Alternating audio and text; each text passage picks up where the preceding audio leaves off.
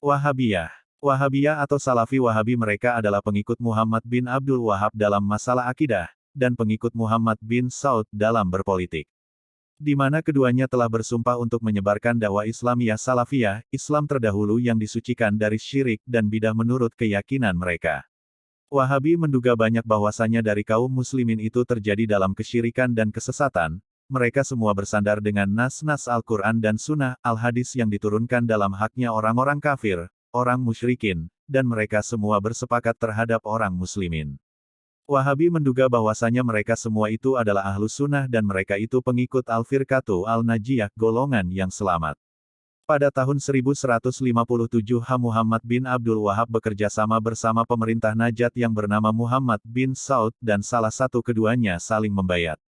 Maka Muhammad bin Abdul Wahab membayat Muhammad bin Saud dalam pendengaran dan ketaatan, dan Ibnu Saud membayat Muhammad bin Abdul Wahab terhadap menyebarkan dakwahnya yang bersifat salafiyah. Setelah perkara itu menjadi tetap terhadap Muhammad bin Abdul Wahab dalam negaranya yang bernama Al-Dariyah lalu ia memerintahkan kepada para pengikutnya untuk berjihad, maka kemudian ia menghimbau kepada manusia untuk berperang lalu manusia yang diperintahkannya itu menurutinya, Unwanu al-Majdi fi Tarihi Najd, 45. Maka kemudian mereka memerangi beberapa penduduk yang berbeda pendapat dengannya, dengan mensifati penduduk yang berbeda pendapat dengannya itu menurut mereka adalah orang musyrikin. Ibnu Ghanam berkata, Muhammad bin Abdul Wahab telah menjadi al-hal wal akad. Al-hal wal akad adalah istilah yang digunakan oleh para ahli fikih siasah sebagai orang yang memiliki kewenangan untuk memutuskan dan menentukan sesuatu atas nama umat, mengambil, memberi, mendahulukan, dan mengakhirkan.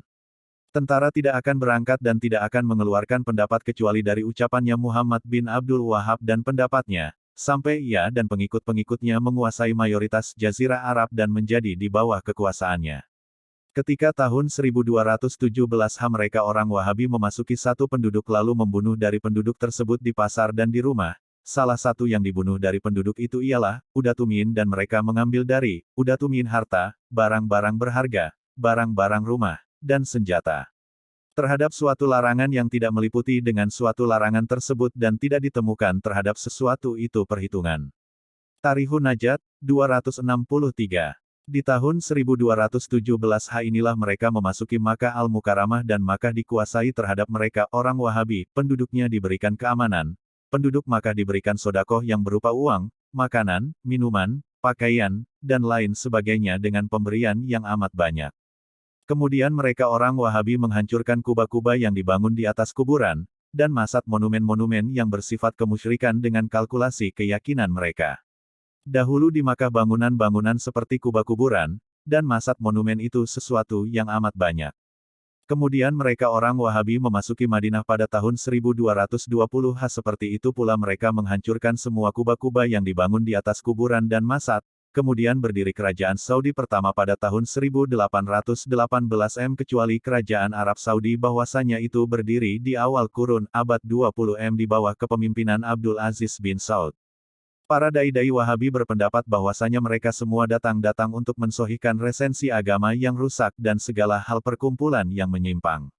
Maka kemudian mereka menggunakan nama Al-Dawatu Al-Islahiyah, dakwah perbaikan, bahwasanya dalam dakwah itu untuk membersihkan terhadap keyakinan kaum muslimin, melepaskan dari banyaknya adat, dan praktik-praktik ibadah yang telah tersebar dalam negara Islam. Wahabi berpendapat bahwa adat itu muhalif, bertentangan terhadap esensial Islam yang bertauhid seperti bertawasul di kuburan, mengharapkan keberkahan kepada wali-wali Allah dan membidahkan semua yang berbentuk seperti itu. Ulama usyul mensifati bahwasanya ziarah kubur dan bertabaruk kepada wali Allah itu suatu dakwah terhadap memerintahkan dengan kebaikan dan mencegah dari kemungkaran dan kembali terhadap Islam yang bersih. Ulama usyul mensifati Muhammad bin Abdul Wahab sebagai seorang pembaharu agama dalam kurun abad ke-12 yang dimana manhajnya, jalannya adalah jalan al-salafu al-solih dalam mengikuti Al-Quran dan As-Sunnah. Wahabi berpendapat bahwasanya manhaj mereka dalam masalah berakidah adalah manhaj Ahlus Sunnah wal Jamaah yang dimana mengikuti pemikiran-pemikiran Abdul Wahab dengan bentuk yang umum terhadap menghidupkan pemikiran Ibnu Taimiyah dan Ibnu Qayyim al-Jauziyah dalam melempar adat yang samar dengan kemusyrikan dan membersihkan akidah Islam yang dibangun di atas tauhid untuk kesempurnaan terhadap Allah. Wahabi berpendapat bahwasanya dari ulama-ulama Sunnah al-Asariyah dan al-Maturidiyah itu telah salah dalam masalah berakidah, seperti Imam Al-Syaukani, Ibnu Hajar Al-Haytami, Imam Al-Syatibi, Ibnu Hajar Al-Asqalani, Imam Al-Suyuti, Imam Tajuddin Al-Subki, Imam Taqiyuddin Al-Subki, Imam Ibnu Battal, Imam Abu Jamrah, Imam Ibnu Al-Juzi, Imam Al-Razi, Imam Abu Hamid Al-Ghazali, Imam Al-Baqilani, dan Imam Al-Sahabi. Kesimpulannya adalah menurut mereka orang Wahabi, semua orang yang berbeda dengannya ia berada dalam kesesatan dan bidah. Menurut Wahabi masat-masat dan peninggalan-peninggalan kenabian itu wajib dihancurkan, maka kemudian mereka menghancurkan tempat kelahiran Nabi Muhammad SAW, rumah Siti Aisyah di Makkah Al-Mukarramah, kebun sahabat Salman Al-Farisi yang dimana dalam kebun tersebut terdapat pohon kurma yang ditanam oleh Nabi Muhammad SAW, dan menghancurkan rumah sahabat Ibnu Ayyub Al-Ansari dan Al-Adrihah, menghancurkan kuba-kuba, kuburan sahabat dan ahli bait yang dimana didirikannya di tempat itu bermacam-macam ibadah. Karena semua itu menurut keyakinan mereka Wahabi, itu terhitung dari salah satu wasilah kemusyrikan dan berlebihan. Mereka semua orang Wahabi mengharamkan ihtifal perayaan hari-hari besar seperti Maulid Nabi Muhammad SAW. Mereka menganggap Maulid itu bidah yang dicela. Maka kemudian muncullah penolakan-penolakan terhadap mereka dari banyaknya kalangan ulama sunnah seperti 1. Syekh Sulaiman bin Abdul Wahab Al-Hambali dalam kitabnya Al-Sawaiqu Al-Ilahiyah fi Al-Radi'ala Al-Wahabiyah. 2. Syekh Zaini Dahlan Al-Syafi'i dalam kitabnya Fitnatu Al-Wahabiyah dan kitab Al-Duraru Al-Saniyah fi Al-Radi'ala Al-Wahabiyah. 3. Syekh Ibnu Abidin dalam kitabnya Radu Al-Muhtar ala Al-Radi Al-Muhtar dalam bab Al-Bugat.